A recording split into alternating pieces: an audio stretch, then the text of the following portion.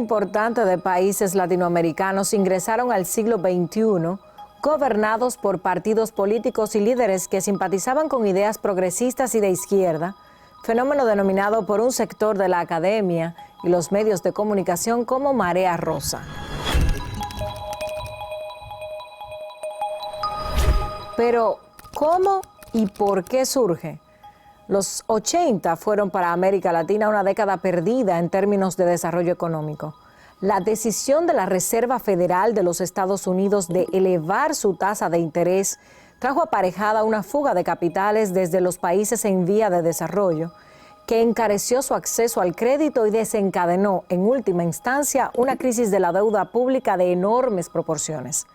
Hiperinflaciones, recesión económica y aumento sostenido de la pobreza extrema y la desigualdad fueron algunas de sus consecuencias.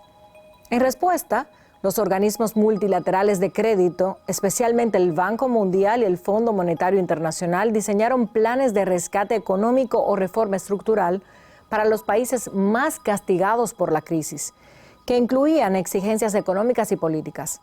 El conjunto de estas demandas, popularizadas bajo el nombre de Consenso de Washington, consolidaron en el continente la hegemonía del pensamiento económico neoclásico, más conocido como neoliberalismo. Una escuela de pensamiento que se basa en la idea de que el valor de los bienes es una función de la utilidad o satisfacción que le asignan los consumidores. Así, numerosas movilizaciones populares dieron lugar a una crisis sociopolítica que culminó con el acceso al poder de fuerzas políticas de corte progresistas. Estas administraciones gobernaron bien, mejoraron la vida de sus constituyentes y promulgaron políticas macroeconómicas sensatas. También tuvieron suerte, hemos de decir. En los momentos de auge económico, como el que tuvo lugar entre 2000 y 2014, estos gobiernos gestionaron parte de los beneficios obtenidos a la financiación del estado del bienestar y de los más desfavorecidos, que quizás fue la más importante diferencia entre el crecimiento económico que también ocurrió durante los gobiernos neoliberales, que no fue ni tan rico ni para todos, porque generaron riqueza para sectores en particular y profundizaron la brecha entre ricos y pobres. En el caso de los progresistas, el boom internacional de los commodities dio a los presidentes de la región una billetera gorda que aprovecharon para invertir en programas sociales y proyectos estatistas de todo tipo. Eso, a su vez, les ganó un amplio respaldo político electoral con mayorías legislativas para sus gobiernos, que lograban reformas importantes y reelecciones por doquier. Expresidentes como el dominicano Leonel Fernández, el ecuatoriano Rafael Correa, el brasileño Luis Ignacio Lula da Silva, la chilena Michelle Bachelet, el uruguayo Tabaré Vázquez, el paraguayo Fernando Lugo, el argentino Néstor Kirchner, representaron, por ejemplo, el progresismo latinoamericano, mientras que el boliviano Evo Morales, el venezolano Hugo Chávez y el nicaragüense Daniel Ortega representaron la izquierda dura del progresismo. Pero todos ellos son los responsables de haberle dado una nueva cara a Latinoamérica, que a su paso lucía renovada y por supuesto que ejercieron distintos mandatos consecutivos con apoyo popular en su momento de esplendor. Estos mandatarios confluían de una manera distinta a los idearios de izquierda que se plantearon como alternativas en la década de los 60 y los 90, de corte marxistas, por lo que se les caracterizó como progresistas o una nueva izquierda democrática que planteaba la convergencia entre el Estado y el mercado y no su eliminación.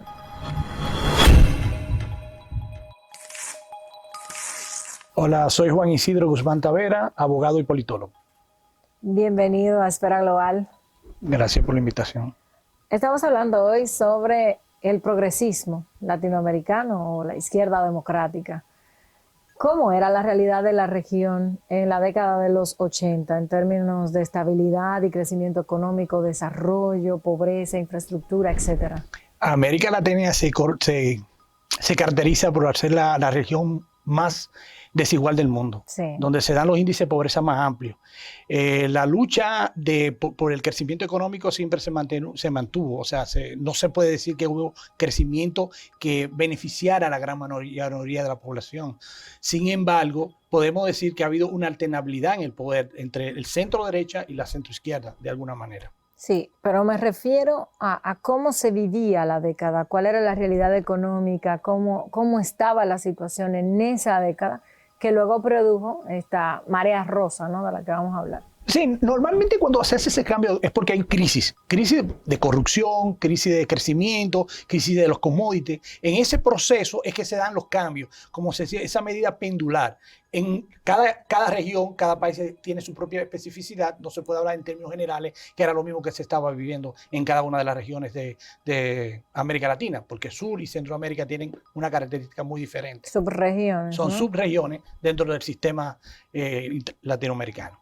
¿Cuál es la diferencia entre progresismo e izquierdismo? O sea, yo sé que el progresismo es mucho más amplio, pero esa izquierda tradicional, ¿cómo se diferencia de la nueva izquierda? Bueno, hay un cambio focal, o sea, con la caída del muro, la perestroika, el glasnost, ya la izquierda no es ideológica simplemente. La izquierda pierde su preponderancia en la lucha política, en los sistemas de partido, y entonces tiene que recomponerse y crear unos nuevos focos y objetivos para participar en política. Cambian la agenda política, cambia entonces a lo que se llama progresista, en el sentido que no se da en todos los sitios igual. En Estados Unidos, por ejemplo, no es el progresismo, es al revés, todo lo contrario. En América Latina, la agenda que toma la izquierda es la agenda de la LGTB, del ecologismo, de la lucha por las reivindicaciones sociales, que siempre se ha mantenido. Esa fue la única que se conserva para continuar en la lucha política.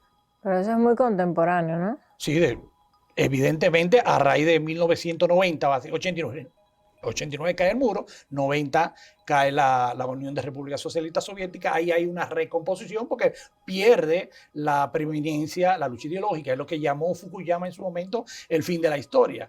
La tesis de que ya no había lucha ideológica, iba a haber tesis de conflicto entre los diferentes bandos. ¿Quiénes lideraron las grandes transformaciones de la región a partir de los 90, esos rostros que transformaron a América Latina? Bueno, está Chávez, Lula da Silva, los grandes personajes de Sudamérica que crearon el UNASUR y crearon primero la visión bolivariana de la lucha y del concepto político. Y se beneficiaron inclusive de los commodities, del petróleo, del valor, sí, de los petrodólares, y pudieron insuflar vida a la lucha política de América Latina, porque insuflaron petrodólares, ayuda, y que se creó un bloque homogéneo alrededor de ellos. ¿Cuáles de esos rostros todavía representan a la izquierda contemporánea? Lula da Silva, básicamente, está de lo que todavía conservan, porque siempre ha habido un relevo dentro de los sistemas, se van cambiando, pero Lula es el que se mantiene con más vigencia como figura de la izquierda predominante, porque no podemos decir lo mismo de Maduro en Venezuela, que al revés tiene una imagen de populista, de izquierda populista, como dijo Castañeda, el gran ministro de Relaciones Exteriores de México, que dice hay una izquierda populista y una izquierda progresista. Él es que utiliza los dos términos, él es que lo usa por primera vez. Esa izquierda que representa a Nicaragua, que representa a Cuba, que representa a Venezuela, en contra de esa izquierda progresista, utilizando tu terminología, que es la que representa a Lula da Silva, si se quiere de alguna manera el mexicano ANLO, Manuel Andrés López Obrador, sí, claro, etcétera, etcétera. ¿Cuál es la diferencia entre, porque me gusta que la gente vaya entendiendo, aquí ya hemos entrado en materia un poco profunda para el que no es del área, hemos hablado de neoliberales, vamos a irlo llamando por nombres más comunes. ¿Cómo se diferencia ese populismo ideológico del populismo político? Es lo mismo. Populismo ideológico como movimiento. Pero el populismo puede ser lo que puede ser de derecha o de izquierda, pero sigue siendo ideológico porque utiliza la ideología para manipular. Si lo utiliza con orientaciones de manipulación al pueblo, es de izquierda. Y si lo utiliza con intención de manipulación a las élites, es de derecha. por decir de alguna manera, o si se coadyuva a los intereses de la derecha, como pasó en Brasil y pasó en Estados Unidos con Donald Trump, que se convierte en un populista de derecha porque representa el conservadurismo más puro, o como ellos le dicen, el ultraconservadurismo.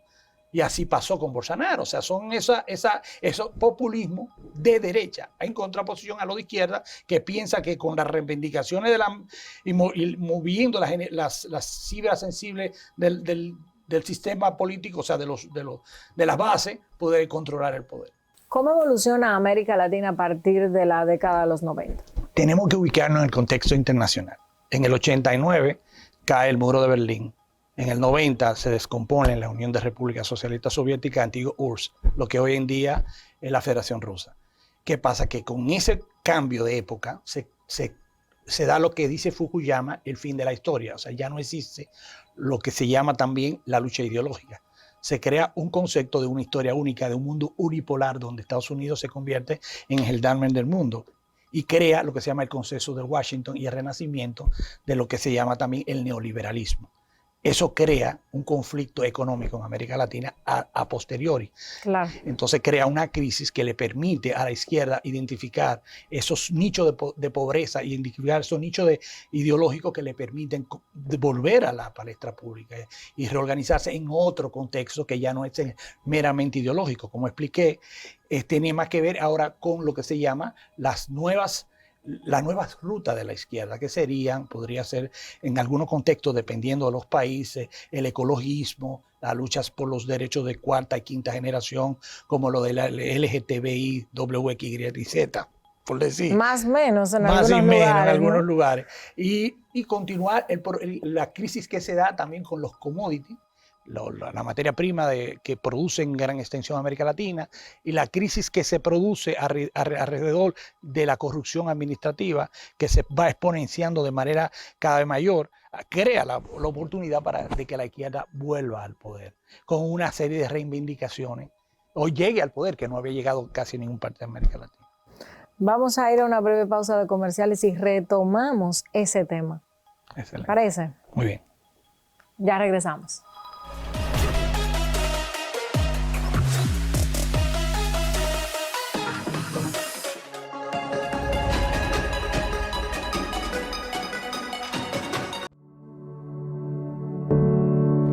Familia, el negocio de panadería es una herencia de mis padres.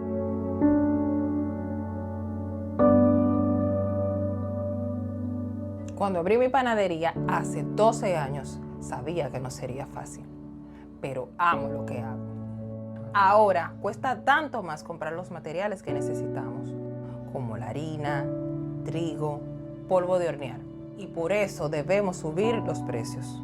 Y perdemos nuestros clientes. Es devastador.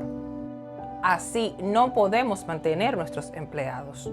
Este gobierno, además de que no entiende cómo esta economía afecta a personas como yo, abrió la importación de pan, provocando así una competencia desleal a los panaderos y más quiebras de panaderías. Necesitamos un liderazgo con una visión de futuro. Y eso es lo que veo en este nuevo partido. Un plan para mejorar las cosas para mí y para mis hijos. Yo soy Cristina Rodríguez. Yo soy panadera. Yo soy la fuerza del pueblo.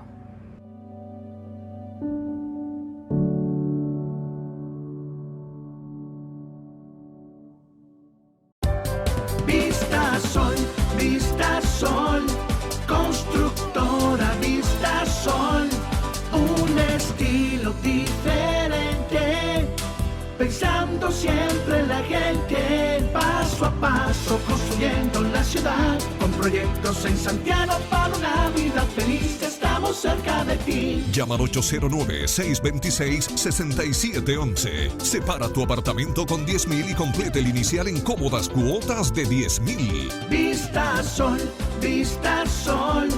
constructora Vista Sol, un estilo diferente. Constructora Vista Sol CVS.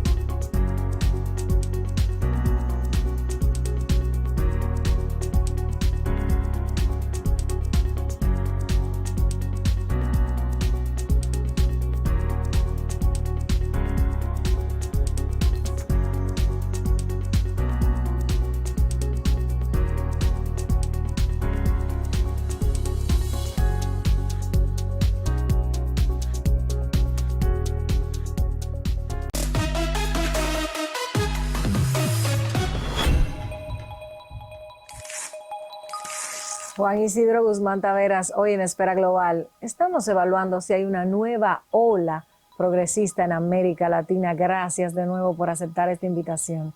Y antes de la pausa hablábamos de esa evolución de América Latina a partir de la década de los 90.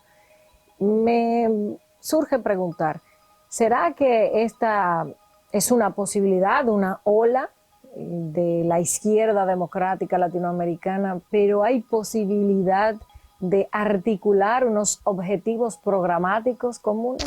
Bueno, la mayoría de los analistas dicen que hay más incógnitas que respuestas en base a eso, porque el contexto internacional es completamente diferente. Estamos precisamente en una crisis de proporciones inconmensurables. Claro. O sea, difícilmente ve qué puede suceder con respecto a la crisis que hay en la guerra de Ucrania-Rusia, y que acabamos de salir de una crisis por el COVID. Entonces, articular de la manera que pudo hacerlo Chávez, con un liderazgo regional realmente contundente y con los petrodólares y con su capacidad de penetración ideológica y con esa permanencia que se mantuvo, es difícil ver si podría hacerlo algún otro de los líderes de la región. Lula da Silva conserva mucha brillantez en la región, pero no estamos en las mismas condiciones geopolíticas. O sea, el mundo no está en las mismas situaciones. Es todo lo contrario. Tenemos que enfrentar una crisis económica de manera difícil de prever cuáles serán las consecuencias por múltiples factores. Entonces es difícil articular un proyecto como lo tuvieron con UNASUR, etcétera, etcétera. Hay que ver si hay la intención y si el momento histórico e internacional se lo permite. Quizás uno observando la forma en que contestaron los presidentes de México, de Chile, de Colombia recientemente a los ataques que sufrió Pablo Iglesias en España, haría ver como que se están alineando en un sentido común, ¿no? Rechazando el descrédito que estaba cayendo sobre él, que dicen, apuntan que se confirmó que habían sido rumores inventados. Pero a diferencia de cómo había reaccionado la izquierda, esa de la década de los 90, en su brillantez, en su pleno esplendor, y que cae de golpe ante una intentona culposa de todas las índoles a través de distintos medios, esta vez parece que hay una lección aprendida. ¿Qué usted opina? Sí, que hay más madurez. Y no solo porque hay más madurez, yo explico, el contexto internacional es muy disímil. Hay una situación de que no se sabe, ni siquiera los gobiernos de derecha tienen la respuesta ante la crisis de cómo enfrentarla. Entonces ellos tienen que articular una serie de políticas regionales y quizás reorganizar de nuevo algún organismo internacional si quieren articular una política conjunta para poder enfrentar la crisis internacional. Es más complicado que aquella época porque salíamos, lo digo en el sentido de que había un liderazgo mesiánico en la figura de... Sí. Pero hay un descrédito en los antiguos regímenes. O sea, estamos hablando de la izquierda, estamos hablando de Nicaragua, de la propia Venezuela y de Cuba. Hay un descrédito. O sea, pero son dos esa izquierdas. Es la izquierda dura, ¿no? Pero hay dos izquierdas en América Latina. Claro, hoy en día sí. hay dos izquierdas. No es aquella izquierda que trató de articularse alrededor de un principio, alrededor de una realidad. es muy difícil por eso decir que se Sí. puede articular una política conjunta. Sí, manejar los conflictos de manera quizás de manera más articulada o buscar una realidad conjunta para poder continuar el Y proyecto. dentro de ese abanico tan amplio de tonos y matices de izquierdas, ¿qué opina usted sobre Nayib Bukele, por ejemplo? ¿Es Bueno, de él es un, izquierda o qué es? es un populista de izquierda, porque todo lo que está enfrentando los problemas de Salvador, ¿no? Pero Salvador. los analistas apuntan a que su forma de gobierno rechaza todos los postulados izquierdistas. Pero un populista de izquierda, lamentablemente él no es directamente de derecha, porque él llegó al poder con apoyo popular Con y el Frente Farabundo Martí, por eso, claro. entonces, aunque él se desvincule un poco, donde tú pudieras, en qué espectro tú pudieras ubicarlo, el espectro de izquierda, porque la derecha siempre es conservadora, tradicionalista. Los métodos que él está utilizando para enfrentar, por ejemplo, los problemas de seguridad ciudadana que hay en Salvador son totalmente diferentes a lo que haría la derecha. Al final hay una nueva ola progresista latinoamericana. ¿Cuál usted vislumbra que podría ser la suerte entonces de la reconfiguración del mapa político en lo que le atañe a la República Dominicana? Pero no hay duda de que hay una nueva ola. Nada más falta de reconocerse la definición de Brasil, que es el gran coloso del sur. Ya la América Latina, nada más República Dominicana y me parece que Paraguay se mantienen en la derecha. La República Dominicana tiene a Estados Unidos, que es su principal socio económico. Independientemente de lo que sucede en Sudamérica y en Centroamérica, tenemos un gran apoyo económico. O sea, en ese aspecto no nos perjudicaría ese vuelco y la diplomacia bilateral se mantendría buscando algunas ayudas y algunos tratados para mantener la bonanza de la economía de la República Dominicana, porque no han dejado de existir esas relaciones, aun cuando Venezuela es de izquierda, México tiene un vuelco a la izquierda, que son los grandes proveedores de petróleo, por decirte algo. Entonces no vendría el progresismo a República Dominicana. Aquí es muy difícil, por lo menos no se vislumbra por ahora, porque el sistema de partido es muy fuerte. Puede venir, pero no en la misma El dimensión. representado por Leonel Fernández, Eso sí, eso por te iba a decir, ejemplo. puede que llegue. Lo que cambia en los gobiernos son las grandes crisis económicas normalmente. Y la corrupción en un momento determinado dio sus resultados aquí. Si la crisis económica continúa, de hecho se está llevando muchísimos gobiernos de por medio. Raro no se dio en Francia porque la otra versión era un tremendismo político, una ultraderecha. Jean-Marie Le Pen. Jean-Marie Le Pen. Entonces, en Francia no se da, pero si tú te das cuenta, eso sucede. Hay algunos cambios, Sí. inclusive a ultraderecha en acuerdo. Europa. Muchísimas gracias por esta interesante conversación. A ti por la invitación. Continuamos.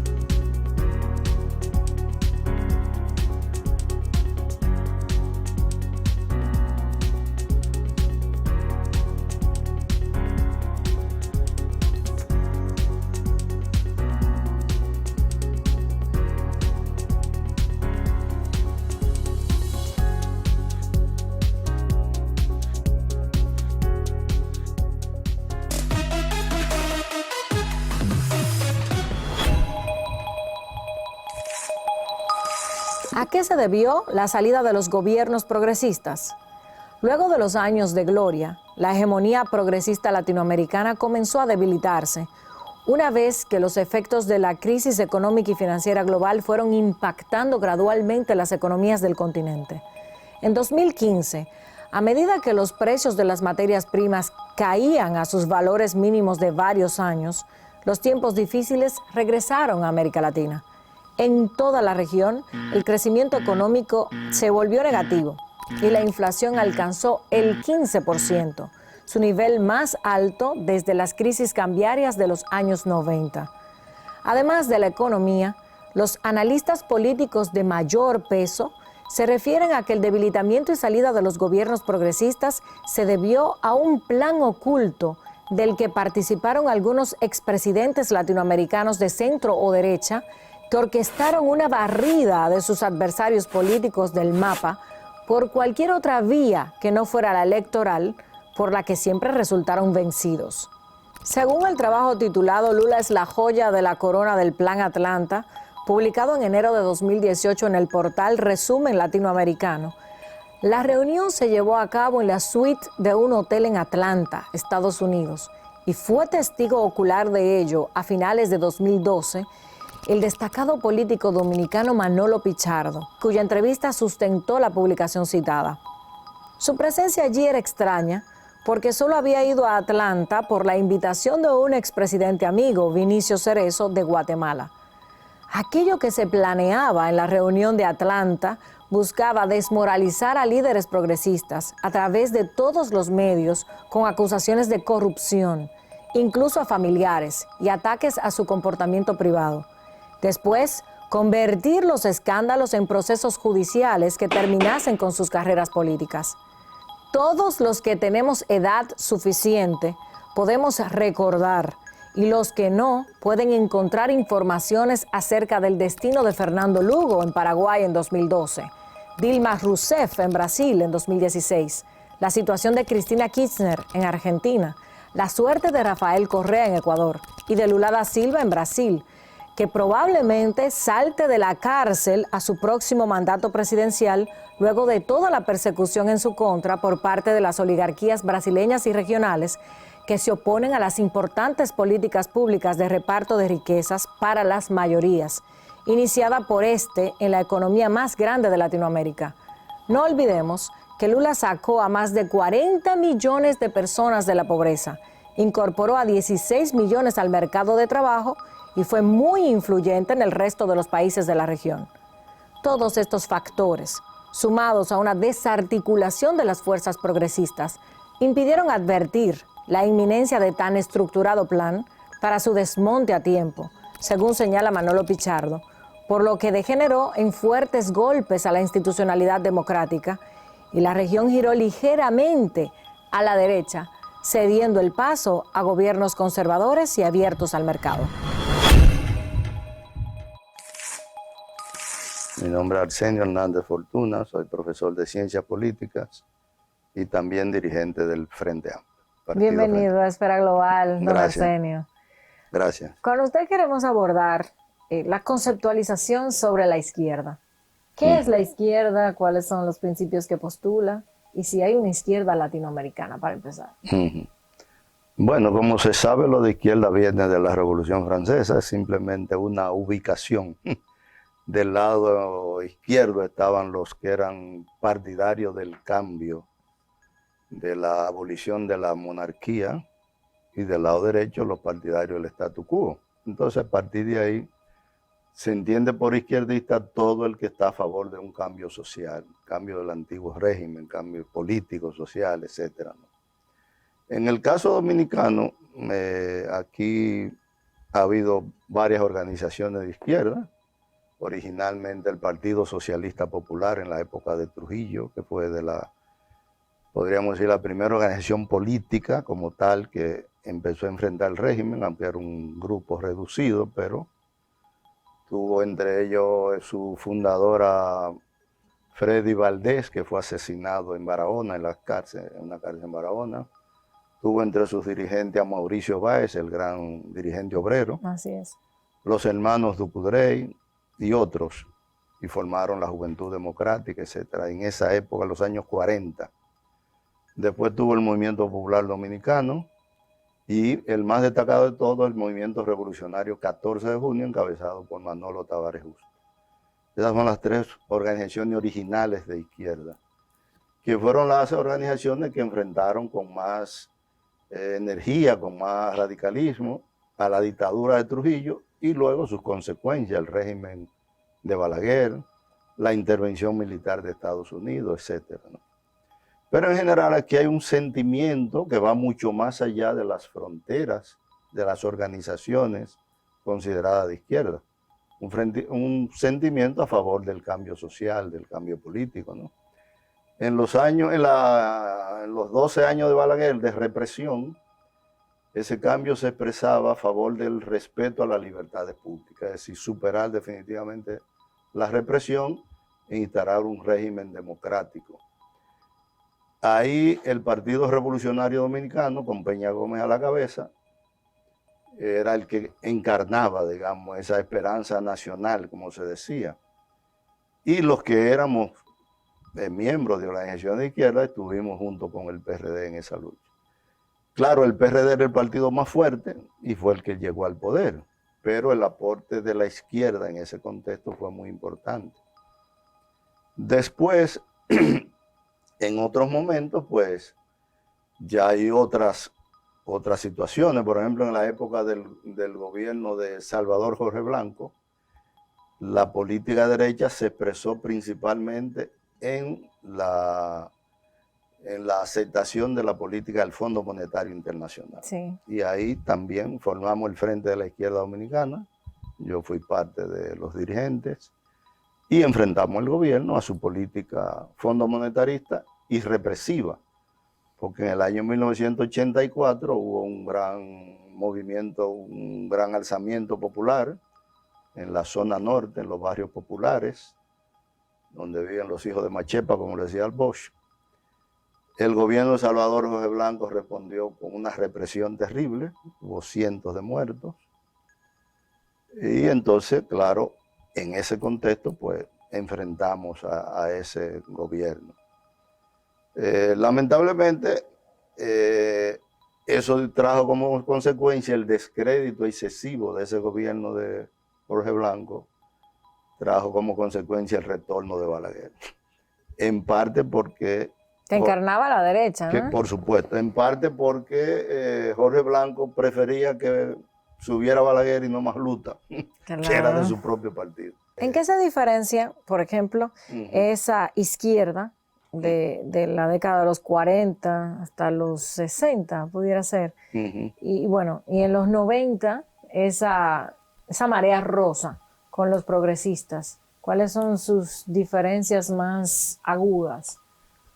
Aunque son expresiones que buscan objetivos comunes. Bueno, en general, en América Latina se da una situación un poco parecida a la de Europa.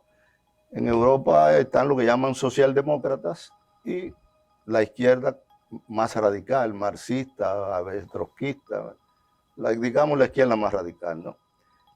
En esa, lo que tú llamas izquierda rosa, ¿no? Hay una mezcla de esa socialdemocracia que tiene objetivos sociales, digamos, más reducidos, y la izquierda más radical que tiene objetivos sociales, valga la redundancia, más radicales, más profundos, que van más allá.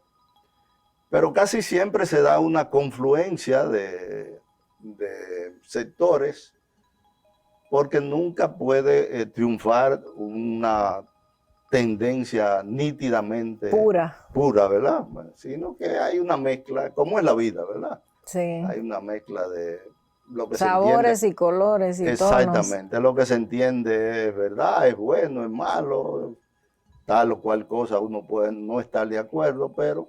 ¿Y qué diferencia tendrían esas dictaduras de derecha con las nuevas dictaduras de izquierda o aparentemente de izquierda, que usted puede corregir en este momento si estoy empleando un término inadecuado, de Nayib Bukele, que se identifica hasta en Twitter como un dictador?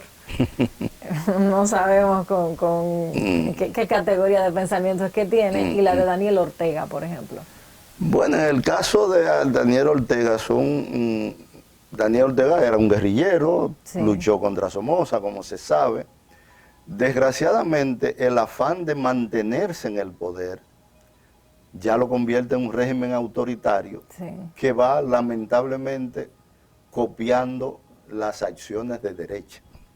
Ya es más de derecha en ese aspecto, aunque mantiene un postulado de izquierda que es la actitud nacionalista, podríamos decir, de no dejarse controlar por Estados Unidos. Entonces ahí hay un híbrido de un origen de izquierda, Sí. pero ya con prácticas autoritarias que son de derecha. ¿Y en el caso de izquierda. Bukele? En el caso de Bukele es más un empresario, como dicen, un outsider, uno que Sí, estaba que fuera, está muy de moda. fuera los de la outsiders, política, sí. ¿sí? Que aprovecha ese deterioro que se dio en El Salvador, el fuerte poder de las maras, las pandillas, ¿no? Sí.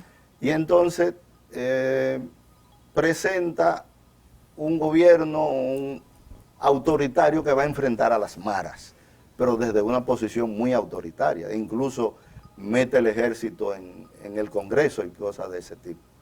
Entonces es también otro híbrido. Esos postulados se diferencian de los de izquierda. Se diferencia, sí. En el caso dominicano, yo creo que podríamos utilizar más el tiempo en aterrizar en estas circunstancias. En este momento, aquí en República Dominicana, ya se conoce bien lo que ha pasado, ¿no? Se hicieron grandes movilizaciones, por ejemplo, el 22 de enero del 2017. Salimos a las calles, decenas de miles de personas, con un objetivo político muy claro: frenar la corrupción.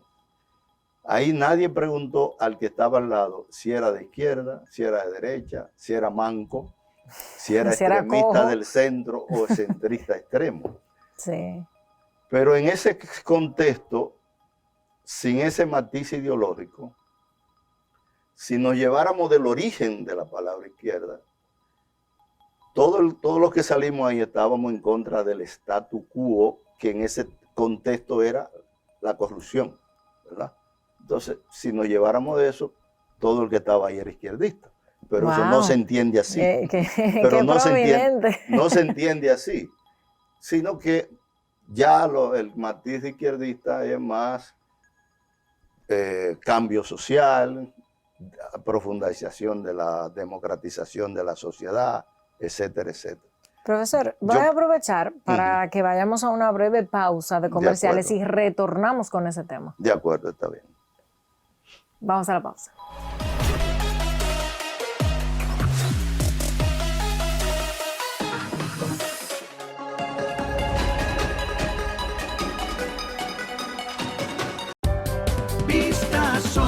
Vista Sol, constructora Vista Sol, un estilo diferente, pensando siempre en la gente, paso a paso construyendo la ciudad, con proyectos en Santiago para una vida feliz, estamos cerca de ti. Llama al 809-626-6711. Separa tu apartamento con 10,000 y complete el inicial en cómodas cuotas de 10,000. Vista Sol, constructora Vista Sol, un estilo diferente. Constructora Vistasol CVS.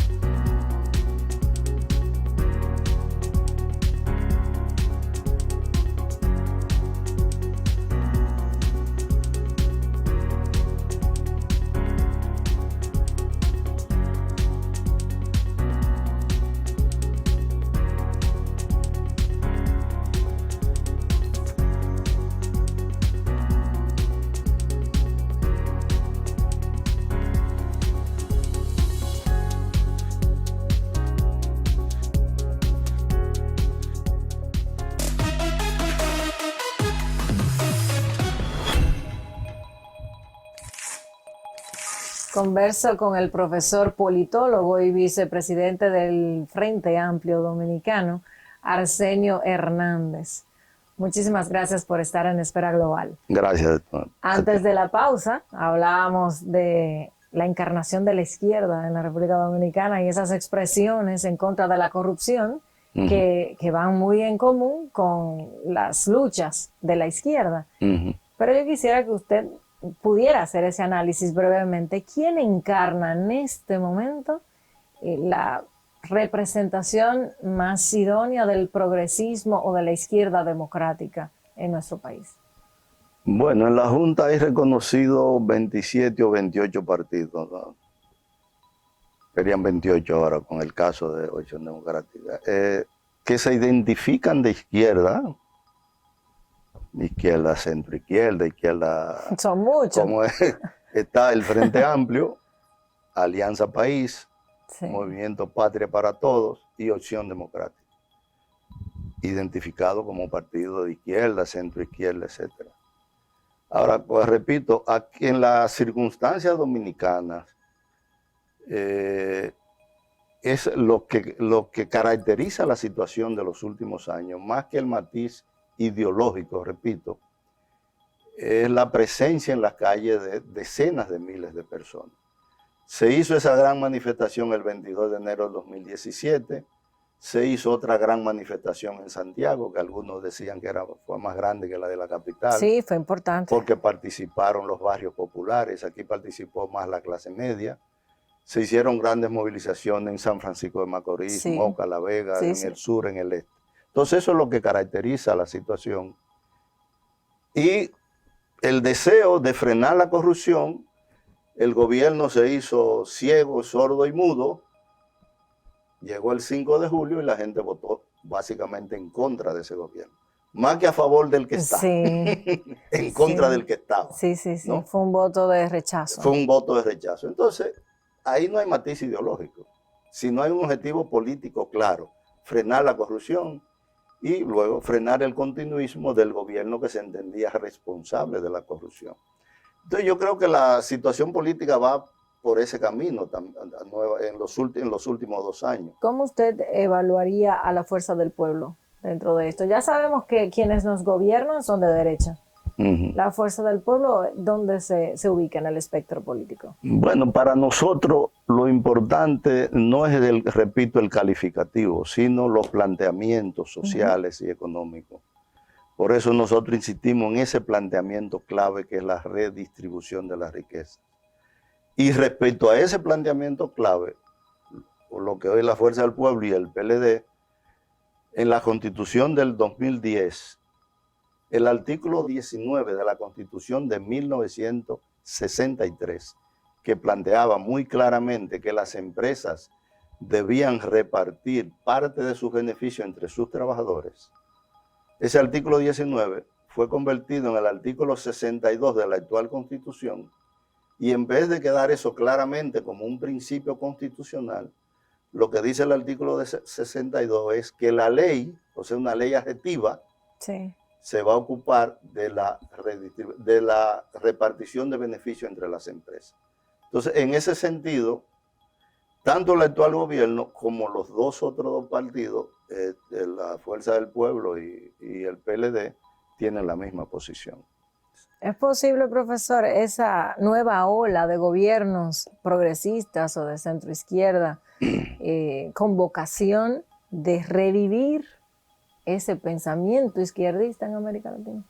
Sí, de hecho se está dando con la victoria de Petro, la posible victoria de Lula. Y con los cuestionamientos a Boric, por ejemplo, en Chile, que no lo han sacado de milagro.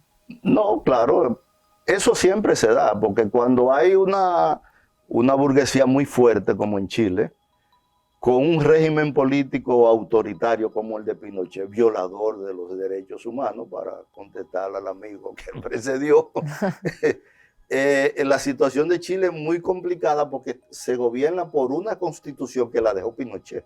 Sí. Se le hicieron muy pequeños cambios en el gobierno de Ricardo Lagos. Entonces, es natural que en este momento haya un forcejeo entre ese poder económico avasallador y el nuevo gobierno que trata de introducir cambios sociales. Finalmente, profesor, esa reconfiguración política del mapa electoral dominicano tocará al gobierno de Luis Abinader. Nosotros esperamos que sí. No, lo que plantea el Frente Amplio es que todas esas personas de pensamiento independiente que no pertenecen a ninguno de los partidos tradicionales, esas personas que están descontentas con este gobierno y descontentas con otros partidos tradicionales, pueden agruparse, aglutinarse alrededor de un programa de gobierno que plantee este tipo de objetivos: redistribución de las riquezas, fortalecimiento de la justicia, especialmente de la Suprema Corte de Justicia, superación del autoritarismo. En nuestro país, la Constitución le da un exceso de autoridad al presidente de la República. Sí. Hay que reducir ese presidencialismo absoluto. Exactamente, hay que reducir ese exceso de poder, distribuirlo entre el Congreso, los ayuntamientos. Planteamos el poder municipal como primer poder del Estado, tal como lo planteó Juan Pablo Duarte en su proyecto de Eso va a ser más complicado. No, no es tan complicado. Sí, primer poder del Estado. No, porque de el hecho, poder municipal. porque así lo planteó Duarte, porque es el poder más representativo. Sí, pero el que está por otra época y otro tamaño del Estado. Bueno, profesor, pero ahora hay muchos ayuntamientos. Muchísimas gracias por Gracias esta interesante participación. Ha sido un placer. Gracias a ti. Continuamos. El compromiso de combatir la pobreza y la corrupción en la región más desigual del mundo y dar protagonismo a sectores históricamente marginados está llevando al poder en Latinoamérica a líderes de izquierda que, con diferentes perfiles y resultados, prometen la profundización democrática y el crecimiento económico igualitario. Con la única excepción de Costa Rica, donde el triunfo fue para el aspirante populista Rodrigo Chávez, en mayo de 2022, las últimas elecciones presidenciales han visto convertirse en vencedores a los izquierdistas Pedro Castillo en Perú en julio de 2021, a Xiomara Castro de Zelaya en Honduras en enero de 2022, a Gabriel Boric en Chile en marzo de 2022 y a Gustavo Petro Urrego en Colombia. Si en los comicios a celebrarse en octubre de 2022 se cumplen los pronósticos que le otorgan a Luis Ignacio Lula da Silva una ventaja de 10 puntos sobre el actual presidente y ultraderechista Jair Bolsonaro, las 6 economías más grandes de Latinoamérica estarían gobernadas por la izquierda, culminando un proceso de reconfiguración política iniciado hace un par de años. Para ese momento, Sudamérica solo contaría con gobiernos conservadores en Paraguay, Uruguay y Ecuador. Uno de los liderazgos más emblemáticos de la izquierda latinoamericana es el de Andrés Manuel López Obrador, quien llega a la presidencia de México en 2018 con una gestión marcada por un cierto distanciamiento de los Estados Unidos y aproximación a los líderes socialistas latinoamericanos.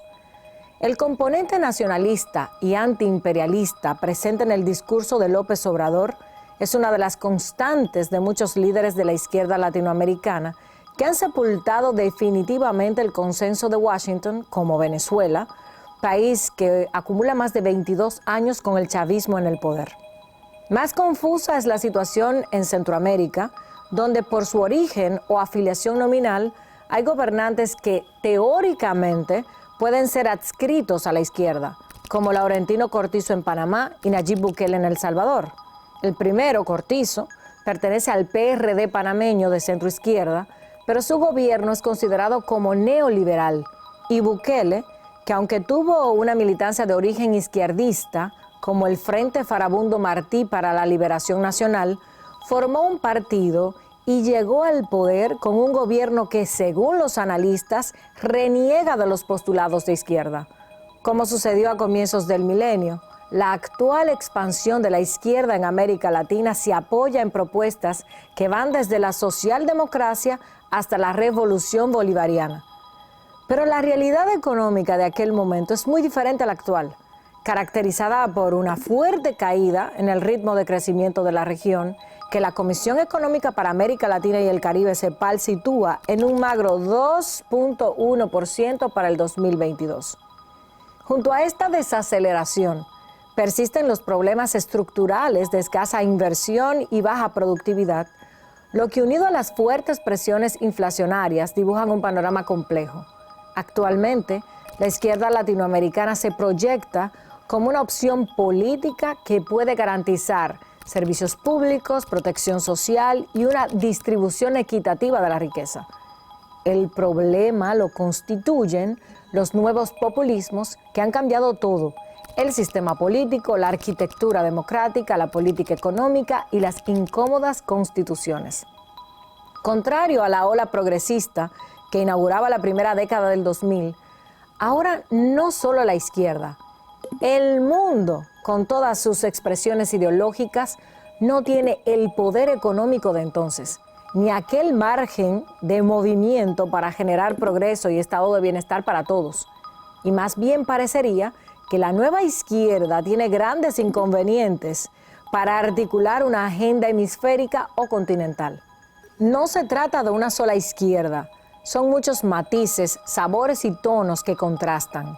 Aunque un ejemplo interesante de articulación y signo de inteligencia política colectiva lo fue el rechazo en conjunto de los principales representantes de la nueva izquierda latinoamericana contemporánea, es decir, Manuel López Obrador de México, Gabriel Boric de Chile, Alberto Fernández de Argentina y Gustavo Petro de Colombia, a las difamaciones contra Pablo Iglesias de Podemos en España, por supuestamente haber recibido $270,000 de parte del presidente venezolano Nicolás Maduro a través de una cuenta en Islas Granadinas, un paraíso fiscal. Todos atribuyeron el hecho a las noticias falsas que causan tanto daño a la democracia y a una intentona de los conservadores de desacreditar al ex vicepresidente del gobierno de coalición encabezado por el socialista Pedro Sánchez entre enero de 2021 y marzo de 2021. ¿Será esta una lección aprendida? ¿Es una muestra de criterios y objetivos programáticos comunes? Lo que sabemos hasta ahora, porque la historia política lo ha demostrado, es que en medio de sus contrastes y matices, en las grandes crisis que han encarado tanto la izquierda como la derecha, la diferencia ha sido el enfoque y la visión.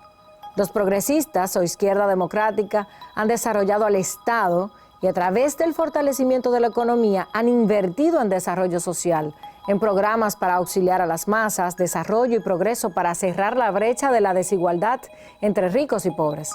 La derecha ha impulsado una política económica que favorece al mercado, más mercado y menos Estado, por lo que tiene fuertes impases para traducir la riqueza en bienestar para todos. Para ser un poco más claros y prácticos, la pandemia del COVID-19 nos dio una muestra de cuál es la apuesta segura. En medio de la más importante crisis global de sanidad de la historia, fue el Estado quien salió al rescate de todos nosotros. El mercado, sin embargo, se mostró indiferente o insuficiente, que a los efectos es lo mismo. ¿Tiene la izquierda democrática latinoamericana la vocación de construir un nuevo modelo económico que integre a las tecnologías y herramientas del mundo moderno y así continuar la obra transformadora detenida en el tiempo? Ahí está la clave. Pero visto lo visto y la reconfiguración del mapa político electoral latinoamericano, la gente ha respondido a esta pregunta con un pleno sí.